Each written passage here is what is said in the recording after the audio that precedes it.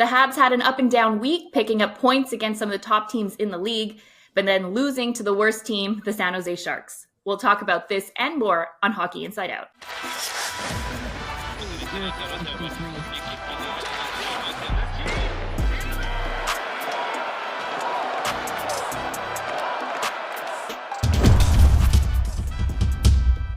Hello and welcome to another episode of Hockey Inside Out. I am your host, Jessica Resnack, and joining me this week are the usual team. We've got Stu Cowan from the Montreal Gazette. We've got Rick Green, former NHLer, Stanley Cup champ, and former assistant coach with the Montreal Canadiens, and Andrew Berkshire, independent hockey analyst. So the Canadiens had an interesting week where they were able to pick up points against some of the top teams like the Edmonton Oilers and the Colorado Avalanche. But prior to that game, they faced the San Jose Sharks, which on paper, they really should have won that game. But they made the San Jose Sharks look good. So what do you make of this kind of inconsistency? Is this what we should expect because they're a young team? Or are you seeing certain signs that maybe are a little bit concerning with this young squad? Rick, let's get you to start us off here. Well, I think this time of the year, the inconsistency that we're seeing is not anything that we haven't seen earlier on in the year. They've been good, then they showed up not so good, and it's been one of those roller coaster years, and I don't think that we expected it to be so many highs and lows over the course of the year, but it is what it is. And, if you put into the situation where they have lost key players and they've had to adjust their lineup and their combinations, this has not been a great situation for them to get any type of a flow going that they had before injuries came in. And, this is just an unfortunate thing that's happened so far this year. But the reality is they're still young. They're still learning. They're still trying to find their way in understanding what they need to do each and every night. One thing remains the same is they do compete. And I think everybody is in agreement that they show up. They're doing the best they can do. But they're still a ways away of understanding what they need to do each night, and that comes with some inexperience and some young guys. But they're going to get it going. It's just the old word. Let's be patient and give them some time to feel their way along and hopefully get some better results. Yeah, as Marty St. Louis says often, consistency is the hardest thing in the NHL for both for a team and for individual players. And with such a young team, you're going to be even more inconsistent. The other thing is the injuries. Guys haven't been playing on the same lines, as Kent Hughes said in his news conference this week. You have fourth liners playing on the third line and third liners playing on the second line. Guys playing above where they probably should be playing. This is a tough time of the year, right? You get into this time of the year and it's after the holidays and they're back. The Canadiens have a bye week at the end of January. The back of their mind, some guys might be sort of looking forward to that break. But as Rick said, this is a team that they still compete hard. The second period against San Jose was probably their worst period of the year. I mean, they looked like the worst team in the NHL. Came back, made a game of it, made it exciting at the end, almost got 2 goals with the goalie out. But we're going to see this continuing throughout the year. And, as I said, that's why they play the games. Every team isn't going to lose all 82 games, and every team isn't going to win all 82 games. Teams that should beat other teams are going to lose to them and vice versa, and that's what we're seeing. Yeah, I don't want to make an excuse for the team, but I think that context matters, right? The San Jose game was the second half of a back-to-back. They didn't outplay Philly the night before, but they played extremely hard, especially defensively. I thought David Savard especially had an exceptional game against Philly on the defensive side, just playing recovery defense and stealing a point in that game. And then I think mentally, when you go after a game like that and you're exhausted, you go into it, a game against San Jose, worst team in a long time in this league. You may not go into it thinking you're going to take the game off, but you think you can take your foot off the gas pedal a little. And then San Jose scored a couple of lucky ones in the first period. And San Jose, who were losing every game, right? Like, hey, this one's winnable. This is another team that's not good. Their second period was probably the best they've played this entire season. And the Canadiens weren't there mentally yet. And it was only in the last 5 minutes, really, of the third period where they showed up and made a game out of it. And I get for fans that that's frustrating. I think it's also natural for a young team like this, a rebuilding team.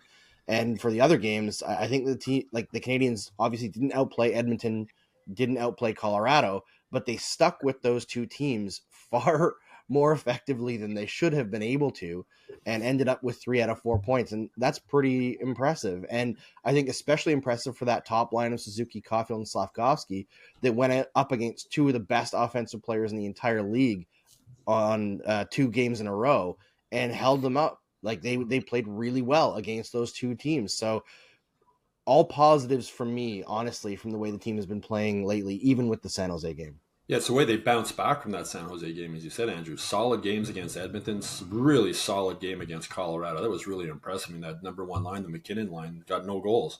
Jake Allen had a lot to do with that. McKinnon had 7 shots. He had 2 real good scoring chances when the game was tied in the third period. Allen made big saves. But, we're talking about inconsistency. This team hasn't won more than 2 games in a row all season. But on the bright side, they haven't lost more than 4 in a row. There hasn't been that, like we saw last year, they had a couple of 7-game losing streaks. They come back. And as Marty St. Louis has said, the culture he wants to build in the team is starting to catch on. And these guys, they don't give up. They fight hard. And they're able to bounce back from a poor performance against San Jose with 2 solid performances. Yeah, and you got to give them really... I was just going to say that they have a really good ability not to dwell on things. And I think in the past with the Canadiens, we have seen that it's like, okay, now they've lost so many games. How are they going to get out of this? But I think with Martin St. Louis as the coach, he's able to get these players to park it and find a way to move on. And I think, the coaching staff has a lot to do with that. I mean, the game against San Jose, Jaden Struble had that horrible giveaway early in the game. He went to pass it behind the net. It took sort of a funny bounce, went right in front. He went to the bench. There was a video of Stefan Robert talking to him on the bench, and I spoke with Struble after practice the other day. I said, what did he say to you? And he said, just get it out of your head. Don't worry about it. Bad bounce, move on, forget about it. And Struble said he has a hard time doing that sometimes. So instead of coming back to the bench and having a coach screaming and yelling at you, it's positive reinforcement. They're letting them know the mistakes they made, but they're putting them back out there and telling them to forget about it and move on. I think that has a lot to do with why so many young players like Struble are doing so well, because it's not that pressure in the back of their mind, oh my God, if I make a mistake like that. Previous Canadiens coaching staffs, you make a mistake like that in the first period, you're probably sitting on the bench the rest of the game. Yeah. And you got to give them full marks for the way they responded to some pretty good hockey clubs and the way that they've been able to, compete with them for most of the games. And they've done that over the course of the year where, the expectation was, they were going to get blown out by this team and that team. And they surprised a lot of people by being in their face and playing as hard as they played. And, they maybe didn't get the result, but they sure made it difficult for a lot of teams that were supposed to blow them out of the rink with being, superior. And it's a testament of their character, the type of guys that they have, that they really want to show that they're the real deal, and they're going to continue to show that, for the rest of the season. Yeah, and it's a great point from Jess that they're able to rebound from and not dwell on things, because you remember that first game after losing Kirby Dach, it looked like mentally the team was already finished, right? Like game 3 of the season, they were terrible looking. And then the next game, they bounced back. They are able to shake things off, that water off a duck's back situation, right? And that credit to the coaching staff, of course, for showing leadership. I mean, leadership runs downhill, right? So credit all the way to the top going down, but the players themselves, like Rick said, have to be the ones to execute that. And they're the ones who actually have to let go and move on. So the mental toughness, I think, is something that you can really key on and be positive about going forward with this rebuild. And hey, speaking of Nick Suzuki in that line against Nathan McKinnon, obviously it helps to be on home ice where Marty can dictate the matchups, but he hasn't been a big matchup coach for the most part in his career. But Suzuki played 14 minutes at 5-on-5 against Nathan McKinnon, and they were outshot 22-14 in terms of shot attempts, but expected goals was actually in the Canadiens' favor while McKinnon was on the ice, and that's really impressive. Well, the other thing about Suzuki, we're talking about how they don't give up and they fight back. His leadership, I think, is underestimated or undervalued by some people. He's such a easygoing guy. Nothing bothers him. He's calm, he's cool, and he leads by example. And other guys see the captain acting the way he is, and they follow in his lead. He's a guy who hasn't missed a game since he came into the NHL on a team that's had so many injury problems. And he shows up every game, and you know what you're going to get out of him. And like any player, he's going to have some bad games. But I mean, Nick Suzuki's a really consistent, 200-foot hockey player, and he's really consistent just as a personality in the locker room. And I think that rubs off on other players. Now we've hit the halfway mark of the season. We've actually surpassed it. So we got to hear from general manager Kent Hughes. What did you think of his assessment of his team for the first half and his desire to add some more offense to it? Stu, you were at the press conference. What's your thoughts of what Kent Hughes had to say? Well, a GM can't reveal everything, right? He's got to keep some secrets. And I know he was criticized by some people for not anointing Sam Montembeault as the number one goalie, but actions speak louder. I mean, Montembeault's getting 2/3 of the starts basically right now. He is the number one goalie. But why would Kent Hughes say that when other GMs are going to hear what he's saying? He's still trying to trade one of his goalies. He wants to keep all the cards he has available. So he's open and honest. And the thing that was really interesting for me, I know I asked him a question about, not having a point per game player, and for so long with the Canadiens, the last one was Kovalev. They haven't had a guy in the top 10 in NHL scoring since Mats Naslund. And I asked him, how important is it to get that moving forward? And he gave an answer. And then each reporter was limited to one question in the news conference. And then about maybe 20 minutes after the news conference, I got a text from Hughes saying, "Do you have a couple of minutes?" And he wanted to expand on the answer he gave me. And so I spoke with him afterwards, and he said, he says people might, complain about our opposite, but we have a coach who doesn't, we're not playing the trap through the neutral zone. He says, with the players they have now. And he said, that should speak to what we're trying to do with this team. And he also mentioned, the Boston Bruins, when they won the Cup, I think it was 2011, Milan Lucic was their leading point getter with 62 points. When St. Louis won the Cup, they didn't have a point per game player. When Vegas won the Cup last year, they didn't have a point per game player, although Jack Eichel missed some games. He probably would have been if he had. So he said if the offensive star player becomes available through free agency, that's something they'd look at. They have a lot of pros. They have 22 picks over the next 2 years. They're going to have some salary cap fluctuation. But the way the NHL is built now, he's looking more at building offense by committee and having hopefully 4 or 5 guys who can score 20 goals. Obviously, if Cole Hoffman starts scoring more, which he started to recently, that's going to help. But I think with Kent, it's refreshing to have a guy who's really smart, has a plan, thoughtful, and as honest as he can be as a GM. Again, he's not going to reveal everything to the media or to anybody else, but I thought he handled himself well in that news conference. Yeah, and it seems like, I know people get frustrated about when Kent says something that they don't want to hear, right? Like when he was talking about Sean Monahan and something, we could trade him or we could sign him. I think it's important for people to remember that he's also speaking knowing that other GMs are listening, right? So he's saying, listen, you can want this player, but you're going to have to offer enough, or maybe we'll just keep him. He might not actually mean that, right? Same with the 3 goalie situation, but he's putting it out there that he's willing to keep these guys if the offers aren't there. So I think that he's consistently got a game plan in everything that he says. And, that's why he's reaching out to Stu and giving him better information than he gave off the top of his head on a press conference, right? He's a very prepared, planned out individual, very pragmatic. And I really appreciate that, as opposed to a guy who's kind of flying by the seat of his pants. Mark Bergeron. No comment. I think the reality is there's no easy or quick fix, to try and make your team better offensively. It's more than a one-man operation. You've got to, like Stu had, mentioned, you've got to have a group of guys that are going to make the difference on the offensive side. And, I think it's fair to say also, you take Newhook, who was playing well and kind of got us excited before he got hurt. We always talk about Doc as being a big piece that's missing on the offensive side. So, I mean, the reality is they're missing key elements, but I know that Ken Hughes, with the 2.7 goals for 28th in the league for goals for, obviously it's a problem area. To fix that, that's tough. I think it's one of those situations there's a process involved. Try and identify the kind of guys that maybe they can bring in, but they're not going to be able to push a button and make it happen. So it's going to be a case of give and take and analyze what they have when they have everybody in the lineup and see if, it's going to get them over that hump offensively. But they're continually speaking with different teams, I'm sure, to find ways to improve in that area. I mean, we're not going to agree with every move that Kent Hughes makes, and fans certainly aren't going to agree with every move he makes.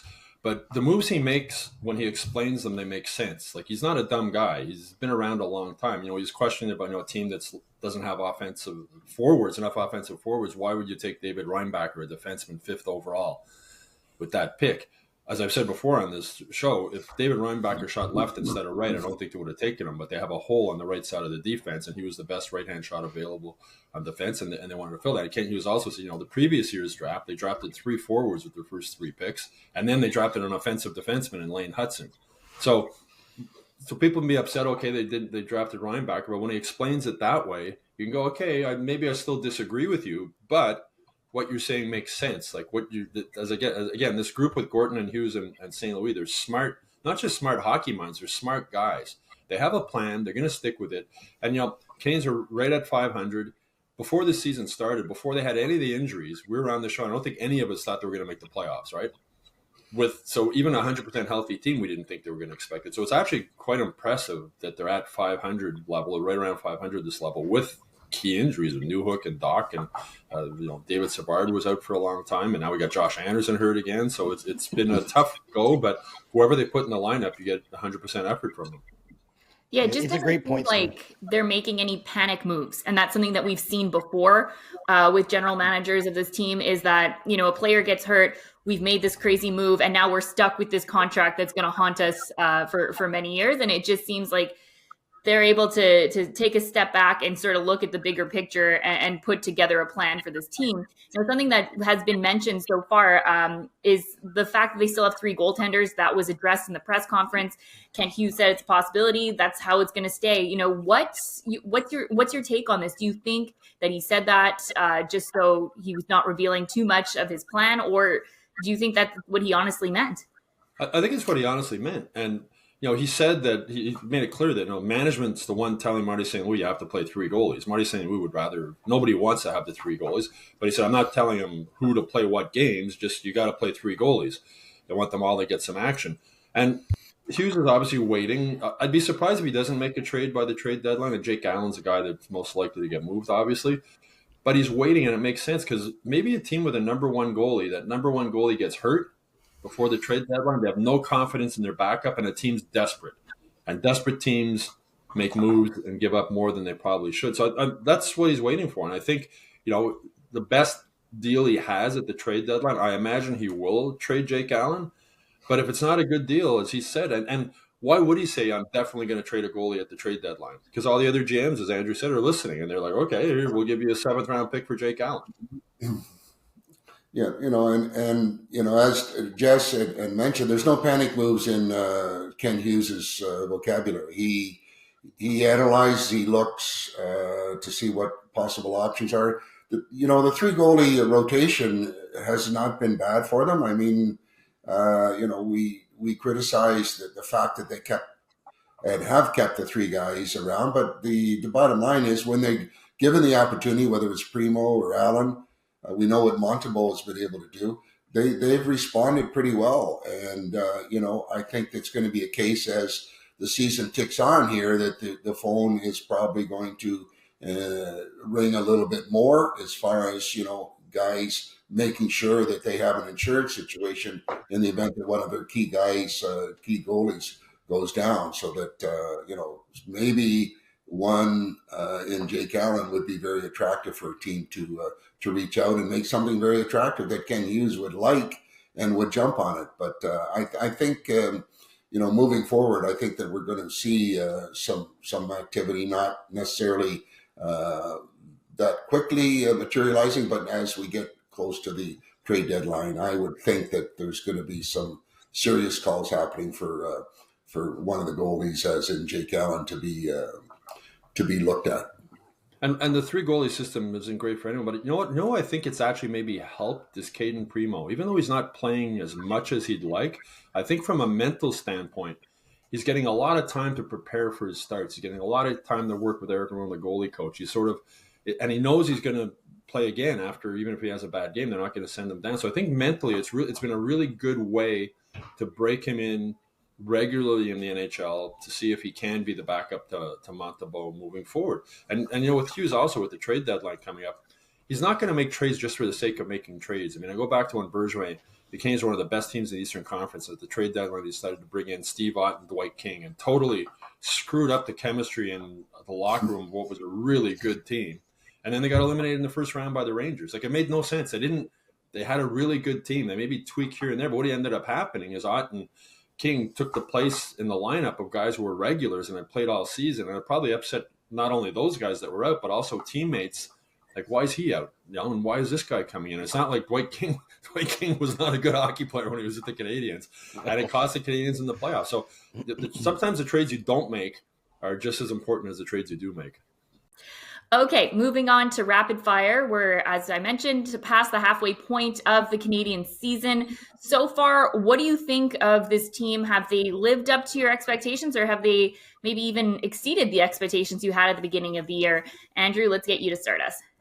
I'd say they've exceeded, but my expectations are very low, right? I think looking at last year, I didn't expect as much improvement from young players as we've seen. I know Caulfield hasn't been, well, he's been scoring lately, but we expect him to score like he's been scoring the last 9 games always, right? And coming back from that shoulder injury maybe wasn't as easy as we all hoped it would be.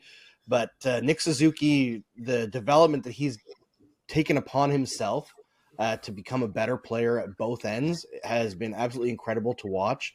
You know, there's been players who've been frustrating at times, but everybody seems to be bought in completely, and they're a fun team to watch, even when they're not necessarily good, which bodes well for the future. And then Juraj Slafkovsky, the steps that he's taken, it seems like he's gone from a guy that everybody was kind of just hoping turned into something to is almost a fan favorite now. It's like he's the fan base's child. You know, they're very protective of Juraj Slafkovsky.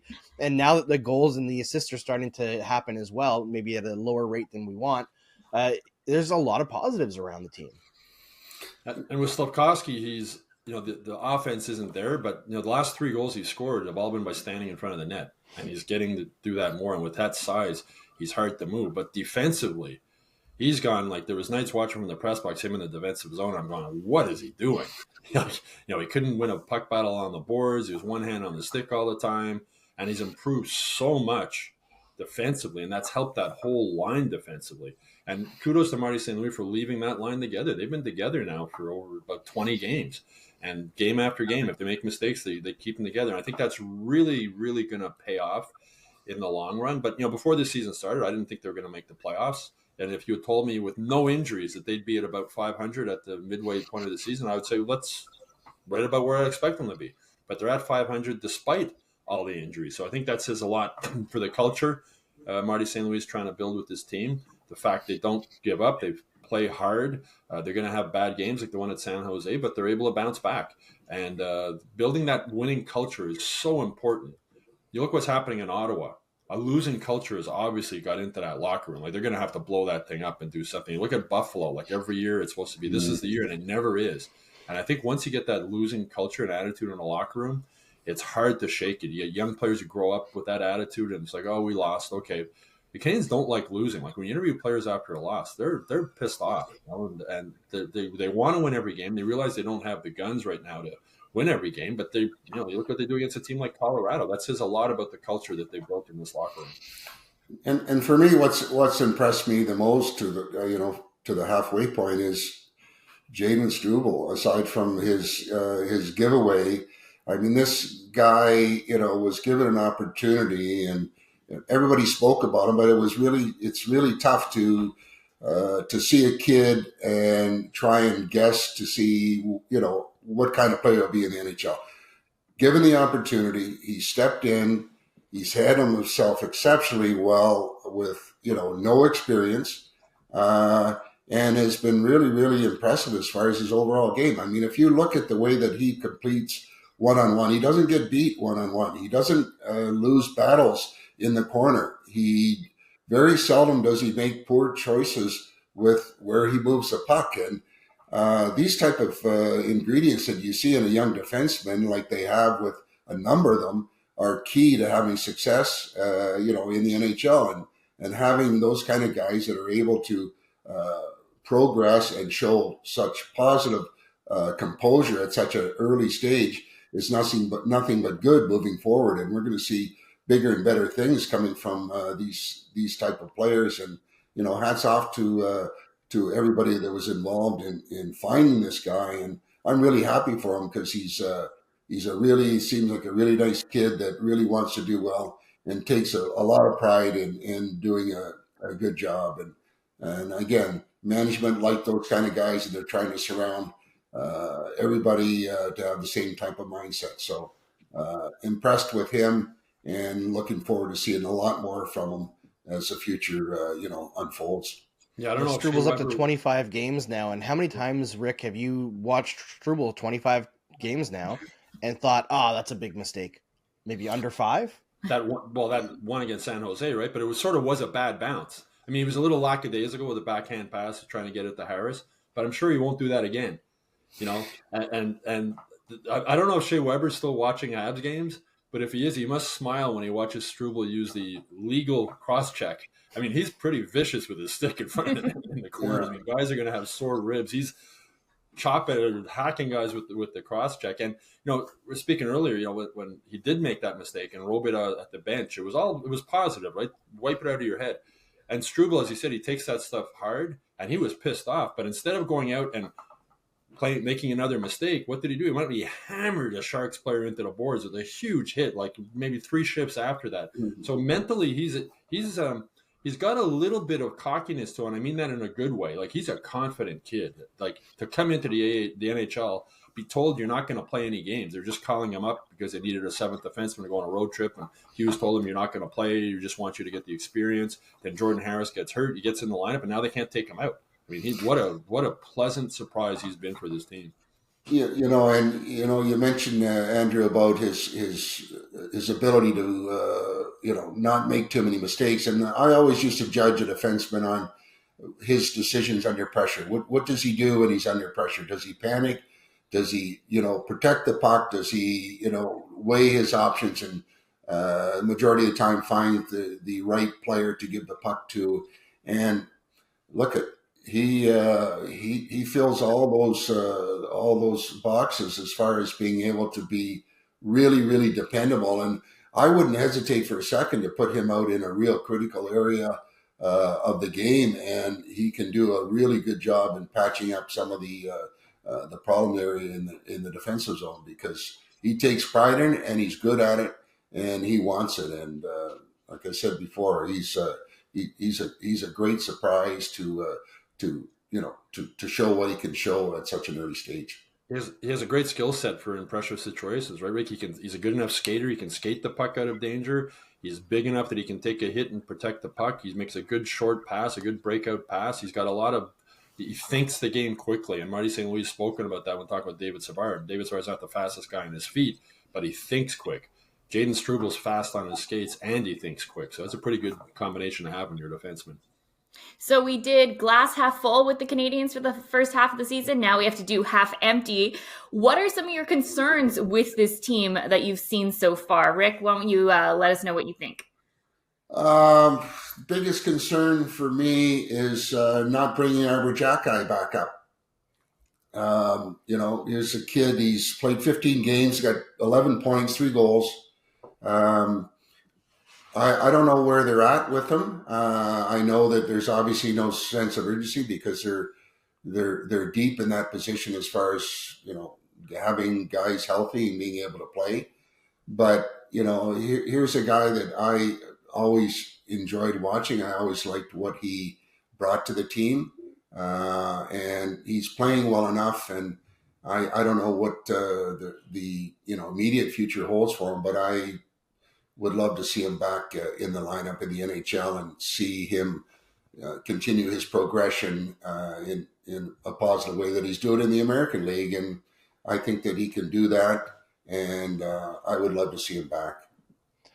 Yeah, my only concern is that maybe the trade market isn't as hot as we all hope it is. I think this is a very important year and a very important offseason for this rebuild. So I think it's one of those times where Kent Hughes has to nail it. And I think there's a little bit more pressure on him now in the second full year of the rebuild. He came in halfway through the first year of the accidental start of the rebuild. But I think that there are some expectations now where you need to start adding some offense to the team, some young players to the team who can become bigger parts of the future of the team. That's the only concern that I have.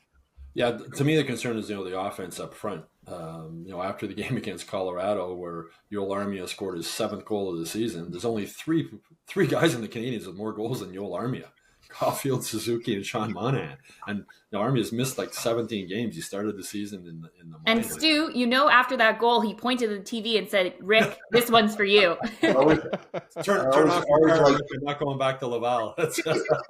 But Rick mentioned Arbor Jackeye, and we were talking earlier about Kent Hughes, and they're smart and they have a plan. And this is just my speculation. David Savard is going to get traded, I'm almost certain, at the trade deadline. I wouldn't be surprised if another one of the young defensemen is packaged into a deal, which is going to open up spots on the blue line. Jackeye and Mailloux are playing fantastic together in Laval. I wouldn't be surprised if after the trade deadline they both get called up, and that's your third defense pairing. Again, I'm just speculating, but that would not shock me at all, because I think at the trade deadline there's going to be bodies moving. Kent Hughes knows that they're stacked on the blue line. He knows he needs help up front. So that would not shock me if we see they're just going to let Mailloux and Jackeye play in Laval, play the hell out of them, play them in all situations, get them comfortable playing together, and then I wouldn't be surprised if we see them both brought up together at the same time. Okay, so let's get Andrew and Rick's thoughts on that. When do you think we'll see Arbor Jackeye? Do you think it's going to be somewhere around the trade deadline, or do you think maybe there's a possibility he'll just spend the rest of the year in Laval? Andrew, why don't you start? I think he's going to be up. It has to be a trade first, I think, because they don't want to upset the apple cart. I think everybody who's in the lineup right now deserves to be there. I don't think if they send Justin Barron down, they're going to call up Arbor Jackeye to be a healthy scratch. I don't think that makes any sense. So to me, it coincides with a trade for David Savard out, or somebody else that we're not expecting to be traded, right? He's playing so well. I'm not really concerned about Arbor Jackeye, but I would be a little bit shocked if he never got another game in the NHL this season, because he's playing so well. He's earned another call-up. It's just a matter of fitting him in now. Yeah, no, I agree with Andrew. I think it's going to be a case of when they move one of their Ds out of the picture through trade, that's going to allow a little more room there for him. Jordan Harris is a name and player that I watch, and like so many have said, great kid, great skills. I would think that there's some discussion as far as who might be interested in a player like that, and they definitely should entertain. What options are available to put something together with a young defenseman and get something in return to help out offensively. So I would really think that there's a lot of discussions that are going on, because they have they have a lot of guys in their defensive core that are close to stepping in there, and they're going to have to move some of those bodies out of there to allow opportunity for some guys that they think are going to be future long-timers. Yeah, I wouldn't be shocked to see Harris or maybe even Barron moved in some kind of a package deal moving forward. And, it's either going to be a trade or injury. Obviously, it's going to open up a spot for Jackeye to get called up. But if there is an injury, I wouldn't be shocked if Logan Mailloux was called up instead of Jackeye, just to give him a taste. The same way when they called up Struble, they called him up. They said, you're probably not going to play. We just want you to be around the team, practice, get to know the players. So I wouldn't be surprised if for that reason, Mailloux might be the guy they would call up in an event of an injury, just to bring him up, give him a game, give him a taste, see if he's ready or not. I mean, the defensive part of his game has been a question mark. He's improved it in Laval. But again, I think we'll see both Mailloux and Jackeye with his team before the end of the season. And speaking of possible trades, something we touched on earlier in the show, the 3 goaltenders. If Jake Allen is traded before the trade deadline, what kind of return do you think the Montreal Canadiens could get for him, Stu? Well, it depends, as I mentioned earlier, on injuries or whatnot, and it depends on who. Do they trade Jake Allen straight up, or do they package him with, as we were mentioning, one of the young defensemen, or maybe a Yoel Armia? Armia has been playing really well. Maybe there's a team that's interested in him now, watching the way he can play. So I think that all factors into why Kent Hughes is keeping the 3 goalies. It's not just a case, okay, we're going to trade Jake Allen. It might be a case of we're going to trade Jake Allen and this guy and this guy and this guy, or draft picks to get something. So it's hard to answer that question, because at this point, I think when Jake Allen gets traded, it would be as a package deal. And that's why, Kent Hughes said he might keep the 3 goalies all year.